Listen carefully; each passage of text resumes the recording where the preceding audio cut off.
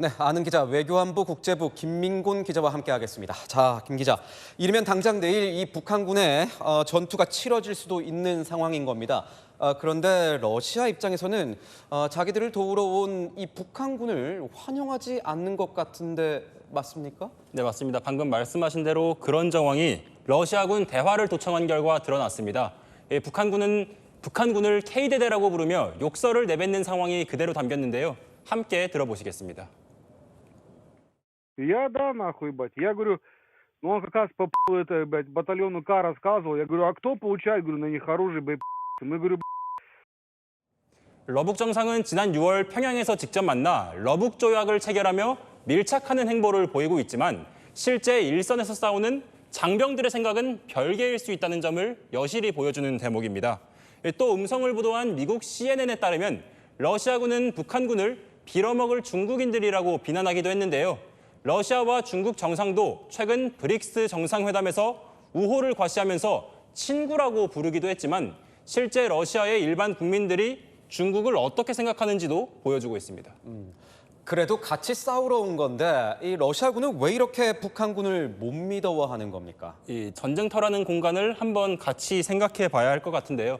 자신들의 생명이 달려있기 때문일 겁니다.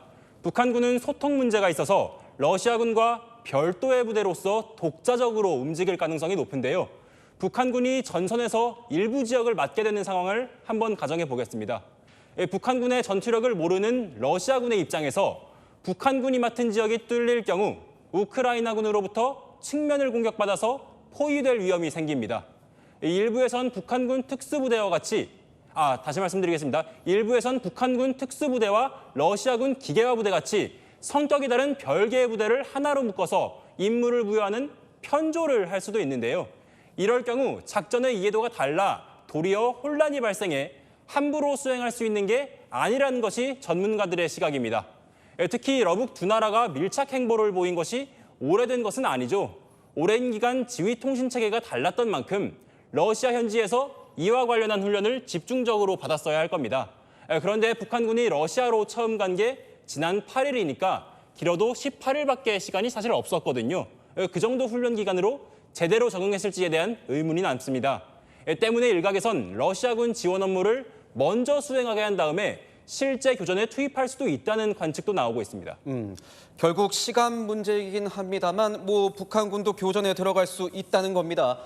그렇다면 이에 대한 국제 제재 이런 것도 가능한 겁니까? 그건 사실 쉽지 않을 전망입니다. 북한군의 러시아 파병은 유엔 안보리 결의를 위반하는 것이라는 주장이 제기는 돼도 이를 근거로 제재하기는 어렵다는 겁니다. 유엔 안보리 상임이사국엔 5개 나라가 있습니다. 다만 당사자인 러시아와 우방국인 중국이 있는 만큼 제재를 부과하는 게 불가능하기 때문입니다.